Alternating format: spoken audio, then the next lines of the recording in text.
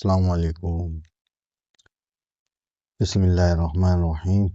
الحمد للہ رب العالمین الرحمن الرحیم مالک یوم الدین، ایاک نعبد و ایاک نستعین،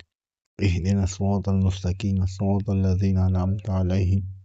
غیر المغضوب علیہم ولا الضالین آمین۔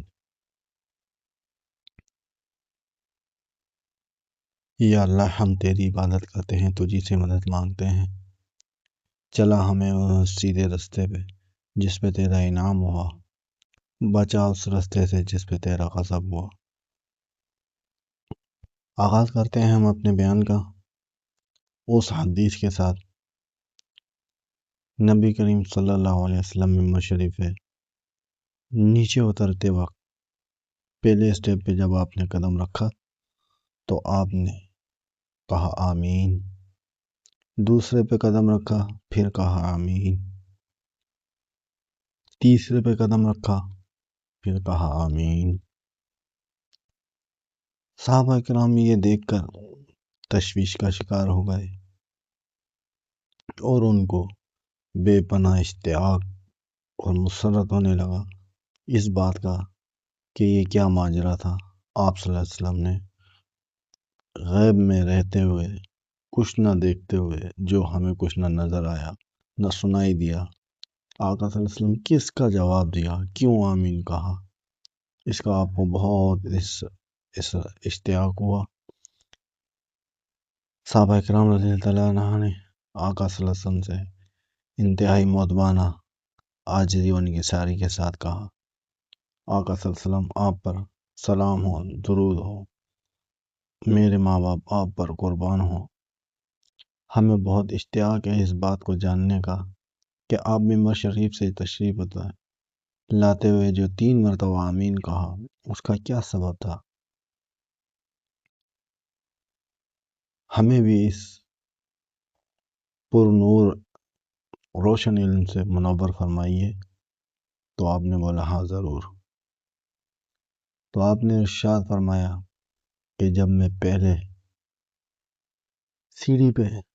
ممبر کی پیڑھی سیڑھی پہ جب میں نے قدم نیچے اتارنے کے لیے رکھا تو اس وقت میرے سامنے جبرائیل علیہ السلام یہ پیغام لے کر آئے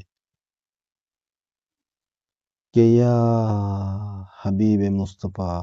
محمد صلی اللہ علیہ وسلم، اللہ کی سلامتی ہو آپ پر اور کروڑوں درود و سلام ہو۔ ہلاک ہو جائے وہ شخص جس کو اللہ تعالیٰ بوڑھے ماں باپ دکھائے اور وہ ان کو پا کر اپنی بخشش نہ کروا سکے، وہ ہلاک اور تباہ و برباد ہو جائے۔ تو میں نے کہا آمین۔ پھر دوسری سیڑھی پہ میں قدم رکھ رہا تھا، پھر جبرائیل علیہ السلام نے کہا کہ ہلاک ہو جائے، تباہ و برباد ہو جائے وہ شخص جس کو رمضان مل جائے، رمضان المبارک کا مہینہ پالے اور وہ اپنے آپ کو بخشوا نہ سکے، تو تباہ و برباد ہو جائے وہ شخص۔ تو میں نے کہا آمین۔ پھر تیسرے سٹیپ پہ جب میرا قدم تھا نیچے اترتے وقت، پھر جبرائیل علیہ السلام نے کہا کہ تباہ و برباد ہو جائے وہ شخص کہ جب آپ کا نام مبارک محمد صلی اللہ علیہ وسلم لیا جائے اور وہ درود سلام نہ پڑے سننے والا، تو وہ شخص بھی تباہ و برباد ہو جائے۔ تو میں نے کہا آمین۔ تو اس احادیث کی روشنی میں ہمارے کو 3 باتوں کا علم ہوا۔ اللہ تعالیٰ اسے سن کر عمل کرنے کی توفیق عطا فرمائے۔ بہت ہی دل افروز بیان ہے، غور سے سنیے گا کہ آج کل ہمارے معاشرے میں کس طریقے سے ماں باپ کی بے قدری کی جا رہی ہے۔ آپ سے کوئی ڈھکا چھپا نہیں ہے،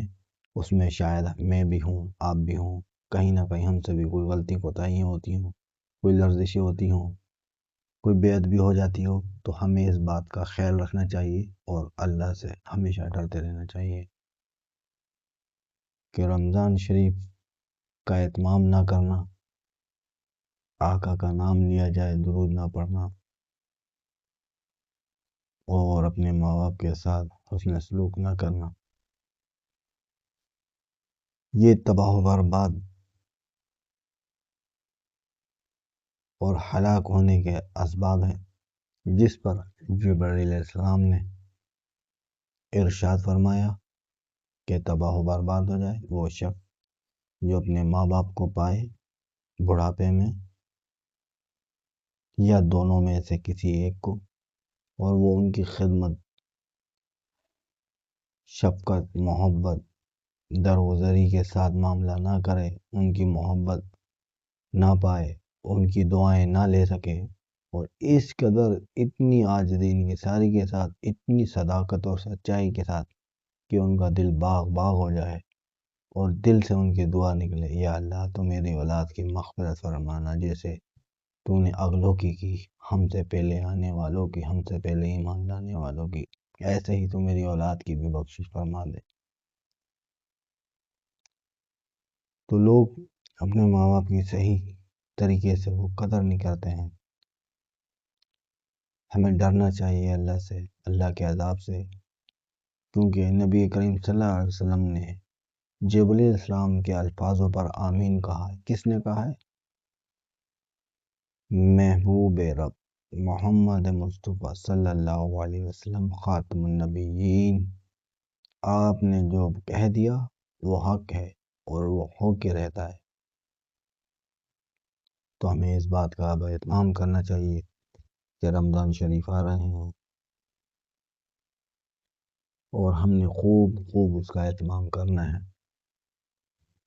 اور اس طریقے سے رمضانوں کو گزارنا ہے کہ دل میں یہ کیفیت پیدا کریں، اور اس انداز سے، اس روش سے گزاریں گے جیسے کہ یہ ہمارا آخری رمضان ہے، یہ ہمارا آخری مہینہ ہے زندگی کا، اس کے بعد ہمیں شاید رمضان نہ ملے۔ ہم انتہائی سچائی، دیانتداری کے ساتھ اپنے سب معاملات کو لے کے چلیں، صبر کے ساتھ، تحمل کے ساتھ، درگزری کے ساتھ، برداشت کے ساتھ، انتہائی شفقت، لوگوں کے ساتھ محبت، ایسا بدلاؤ لائیں کہ اللہ کی رحمت پرجوش ہم پر نازل ہو، اور اللہ تبارک تعالیٰ یہ اعلان کر دے اپنے ملائکہ و فرشتوں میں کہ گواہ ہو جاؤ تم تمام فرشتوں، ملائکہ، جبرائیل علیہ السلام تم بھی سن لو، میکائیل علیہ السلام تم بھی سن لو، آج میں اس بندے سے راضی ہو گیا ہوں، میں اس بندے کو معاف کرتا ہوں اس کے اگلے پچھلے سارے گناہوں کو۔ ہماری ایسی روش اور ایسا انداز رمضان گزرے، ایسی عبادت ریاضت، ایسی گریہ ازاری ہو کہ اللہ تعالیٰ بے پناہ رحم و کرم فرمائے۔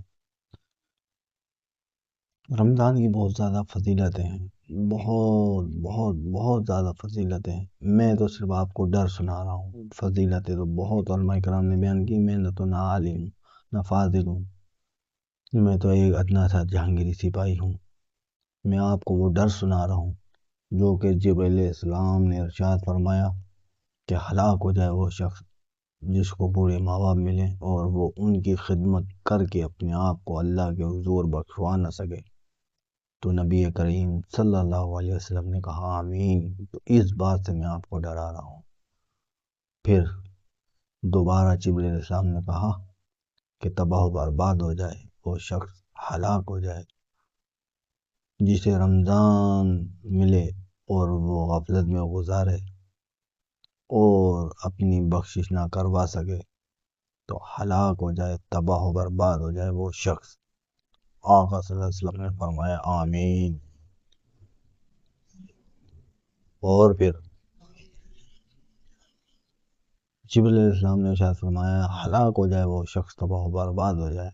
جب آپ کا اسم مبارک محمد صلی اللہ علیہ وسلم خاتم النبیین لیا جائے اور وہ آپ پر درود نہ بھیجے۔ تو ہمیں اس حدیث کی روشنی میں یہ سیکھنے کو ملا کہ یہ تین اسباب ہماری زندگی کے بہت اہم ہیں کہ ہم رمضانوں کا کیسے اہتمام کریں، ماں باپ کی کیسی خدمت کریں، اور ضرور جب بھی ہم اپنے آقا نامدار حضرت محمد مصطفیٰ صلی اللہ علیہ وسلم خاتم النبیین رحمت العالمین کا نام مبارک سنیں تو ہمارے دل سے درود و سلام نکلے، چاہے زبان پہ نہ ہو لیکن دل میں ضرور ہو۔ اس بات کے ساتھ میں آپ سے اجازت چاہوں گا کہ انشاءاللہ میرا یہ پیغام سن کے آپ کے دل میں ضرور خوف پیدا ہوگا۔ جو کلمہ پڑھتا ہے لا الہ الا اللہ محمد رسول اللہ صلی اللہ علیہ وسلم، ہم بہت خوش نصیب ہیں، بہت خوش نصیب ہیں، ہم بد نصیب نہیں ہیں، میں بد نصیب نہیں کہوں گا، ہم بہت خوش نصیب ہیں کہ انبیاء کرام نے یہ دعا مانگی کہ یا اللہ ہم سے ہماری نبوت تو لے لے، اپنے محبوب محمد صلی اللہ علیہ وسلم کا امتی بنا دے۔ تو ہم امتی تو ہیں، بہت بڑے خوش نصیب ہیں، لیکن ہم اپنی خواہشات کے آگے بہت کمزور ہو جاتے ہیں اور بہت نافرمانی اللہ کی کرنے لگتے ہیں، اتنی کرنے لگتے ہیں کہ ہمیں پتہ ہی نہیں چلتا کہ ہم کہاں سے کہاں چلے جاتے ہیں، زندگی کے آخری لمحے میں آ جاتے ہیں اور پھر ہمیں ہوش آتا ہے۔ تو اس سے پہلے کہ زندگی کا آخری لمحہ آ جائے تو ہمیں غفلت سے نکل کے ہوش میں آنا چاہیے۔ رمضان مبارک کی آمد ہے، سب کو میری طرف سے رمضان مبارک ہو، اور ضرور ضرور اس طریقے سے ہم نے اہتمام کرنا ہے کہ یہ ہماری زندگی کا آخری رمضان ہوگا، اور انشاءاللہ اس رمضان کو ایسے گزاریں گے کہ اس رمضان کا اثر ساری زندگی ہم پر رہے گا انشاءاللہ۔